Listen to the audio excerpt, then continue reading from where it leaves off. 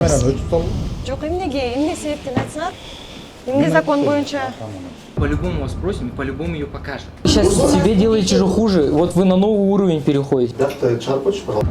Вы что-то скрываете? Барыңарга салам. Сиздер менен ОСК командасы. Бул каналда эми кыргыз тилинде маалыматтар жарыяланып турат. Баары түшүнүктүү болуш үчүн буга чейинки тартылган роликтерди эми кыргыз тилине которуп, ушул каналга жайгаштырабыз. Анда эмесе баштадык. Биз бир курулуш компаниясынын документтерин текшерип, ал жакта үй сатып алууга болобу же болбойбу деген суроого жооп издедик. Бирок биздин команданын алар менен жолугушуусу жагымсыз маанайда болду. Кайсы компания жөнүндө сөз болуп жатат десеңиз, ал N Group компаниясы. Биз аларга биринчи жолу барып жаткан жокпуз. Экинчи ирет баш бактык. Абал жакшы жагына өзгөрбөптүр. Биринчи барганда бизди кандай тосуп алганын бул видеодон эле көрсөңөр болот. Сейчас себе делаете же хуже. Вот вы на новый уровень переходите. Дата чарпочь, пожалуйста, вам видеофиксация алкоголя будет. Вот двоих. И, вы, наверное, брат. А потом мы уже с вами переговорим. Давайте, пожалуйста. Сейчас посмотрим, как вы будете нас выводить. Экинчи барганда дагы ушул эле көрүнүш кайталанды. Бизге коопсуздук кызматкери келип, видеокамераны өчүрүүнү суранышты. Сиз кимсиз? Нахраным.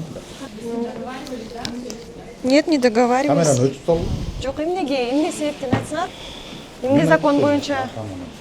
Жоқ, хорошо, охрана сиз эмне законсузбу же кимсиз? Закон эмес, бияк уже частный. Была общественная территория, мы пришли покупать квартиру. В чем проблема? Нет, это общественная. Это сюда приходят наши гости. Все. А, мы не гости, значит. Мы гости, но камера нельзя. Мы пришли покупать. Почему нельзя? Где написано, что нельзя? Хорошо, найдите мне, покажите. Ну вы что, закон? Бирок бул жер коомдук жай болгондуктан сылык сыпаа баш тарттык. Алар кеңсе компанияга таандык деген жүйө келтире башташты. Ооба, кеңсе силердики, бирок бул жак жарандарды кабыл алуу үчүн ачылганын, кардарларды чакырган жер коомдук жай экенин жана бул жакта жашыруун эч нерсе болбошу керек деп түшүндүргөнгө аракет кылдык. Жоқ, эмне Вы болбойт? же сами себе хуже Жөн эле не делаете. говорите, болбойт. Эмне себептен? Покупка Не, мы с вами келдик. мы не будем разговаривать, мы будем с менеджером разговаривать. Коопсуздук кызматкери бизге тоскоолдук кылууну токтотуп, ары басып кетип калды. Если мы будем нарушать закон, потом подойдете и скажете, так нельзя делать. Да. Андан соң компаниянын башкы юристи келип, абалды жайгарып, эч кандай маселе жок деп айтты. И в офисе никого нет опять. Нет, все убежали. Опять никого нет. Здравствуйте. Так радушно нас встретили, ваши сотрудники. Очень радушно. У вас это, да? Вот этот регламент какой-то есть. Баары жакшы эле келатып, биз уруксаат берүүчү документтерди сураганда, абал кайрадан чыңалып чыкты. Раз и по документации могли бы спросить. Давайте я с отдела продаж тогда вызову вам кого-нибудь, они вам с планшетом наглядно все покажут, расскажут, вплоть до строительных материалов, а затем мы плавно перейдем к юридической документации. Я вкратце буду рассказывать вам о юридической документации. Если какие-то вопросы возникнут, мы потом перейдем на вопрос-ответ. Вас такой регламент устраивает? Да, вполне. Да? Все? Хорошо. Может, пока что чай, кофе вам туда? Документ. Компаниянын юристи кеңседеги кайсы бир объектиге тиешелүү документтерди тартканга болбойт. Анткени бул жашыруун маалымат деп каршылык көрсөтө баштады. В смысле, отказываете показывать?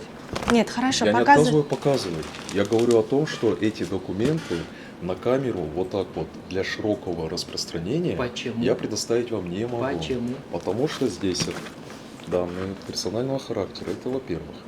Во-вторых, данные, являющиеся коммерческой тайной. Это во-вторых. В-третьих, та документация, которая касается прямо нашего объекта, это содержание, к примеру, положительного заключения экспертизы. На камеру тоже я не могу.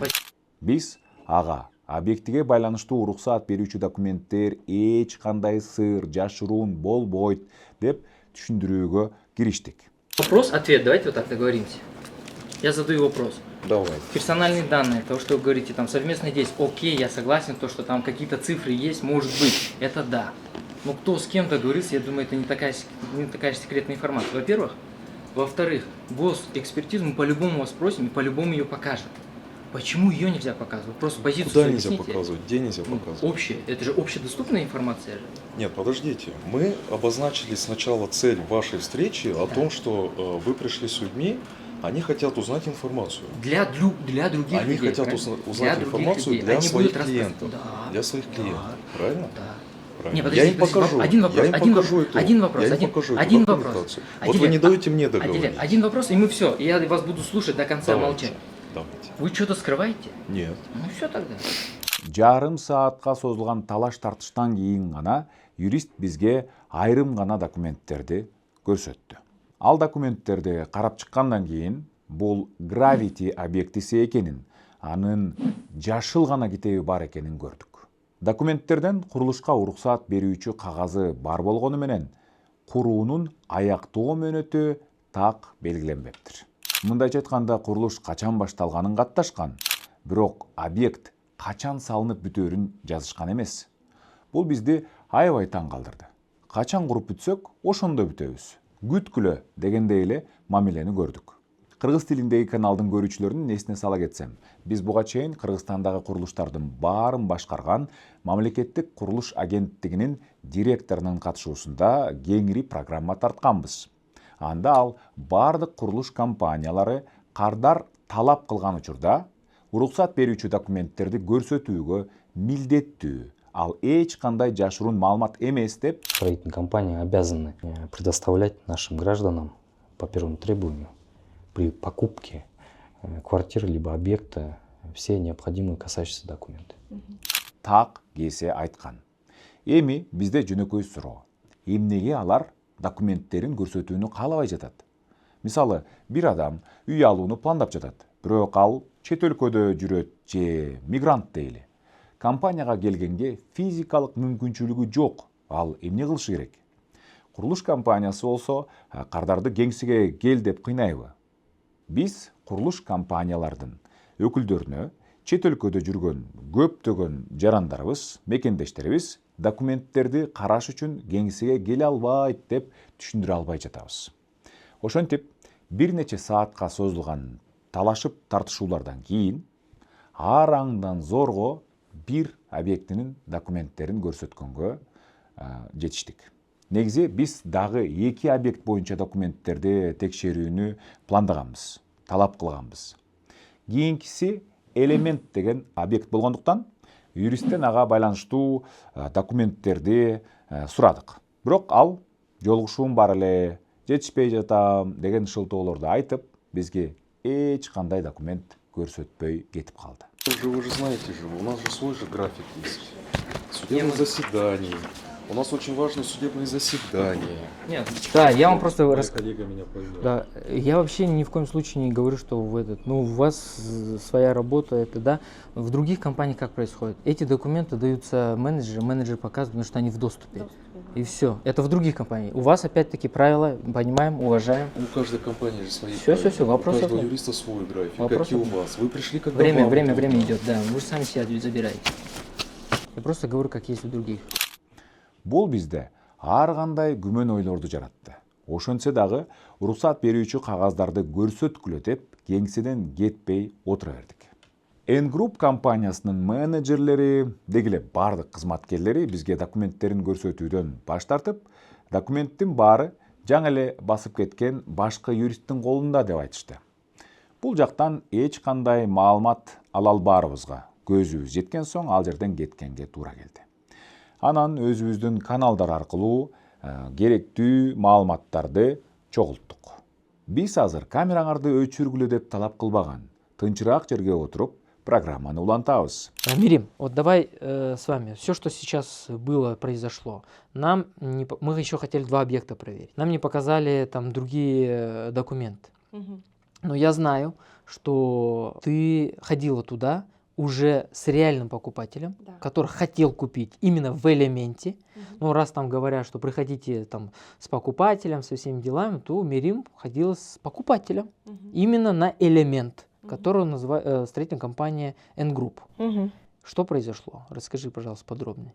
Да, меня пригласили в качестве юриста. Сам клиент, он тоже был юристом, но он начинающий юрист, поэтому вот он меня позвал. Да, кстати, я хотел сказать, что как раз-таки мы делаем такие сопровождения, чтобы вас уберечь и вообще рассказать реальную картину. Наша задача вам рассказать реальную картину, которую скрывает строительная компания. Потому что строительная компания в отделе маркетинг, их задача красиво сгладить углы.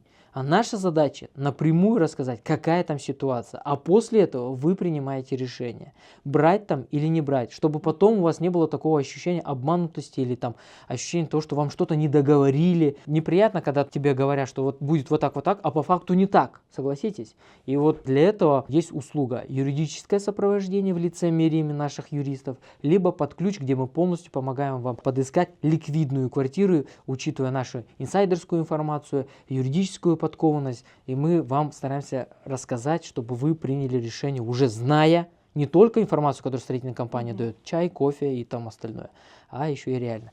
Окей, вот покупатель и ты пошли в эту же строительную компанию проверять элемент. Да, так получилось, что вот обратился ко мне мой клиент, он попросил проверить элемент, потому что его устраивала локация, размер рассрочки, потому что сразу всей суммы, естественно, не было. И как раз этот объект нам таки не показали. По тем причинам, что у них якобы нет времени и показывать может только юрист. Мой клиент заранее договорился с их юротделом. Его уверяли в том, что есть абсолютно все документы. Они сказали, даем гарантию, что есть все документы на этот объект. Когда я пришла, по факту оказалось, что из документов есть только красная книга. На земельный участок их 2. То есть там... Ирина, это же красная книга, это же круто, потому что многие строительные компании пишут: красная книга, у нас есть красная книга. Ну, то есть это же круто. Ну, конечно, она лучше, наверное, чем зеленая книга, но тем не менее красная книга в себе тоже несет очень много рисков. Нужно внимание обращать и на целевое назначение, кто собственник и так далее. То есть в этом случае там было 2 главных риска. Это первое, то, что собственником выступало физическое лицо. То есть не строительная компания. Не строительная компания. То есть эта красная книга была не на строительную компанию. Окей. Ну и самое главное, наверное, мое замечание, это целевое назначение земельного участка. Так. Там целевое назначение не соответствовало строительству, целям строительства, а было указано, что это мини-кониферма. Это земли сельхозназначения. В смысле, подожди. Получается, красная книга в целевом назначении, по идее, там должно быть там многоэтажные дома, либо жилое строение, что-то такое, да? Да, под строительство многоэтажного там дома. Да. То есть всегда перед тем, как начинается строительство, первым этапом это идет изменение целевого назначения, получение заключения градсовета и так далее. То есть здесь даже не было трансформации из земель сельхозназначения в земли населенных пунктов. То есть это земли сельхозназначения. Окей, хорошо, подожди, получается, так многие у нас строительные компании делают? Я, честно, первый раз это вижу. Чтобы земли сельхозназначения уже рыли котлован, уже начали строительство, уже продавали. Вот.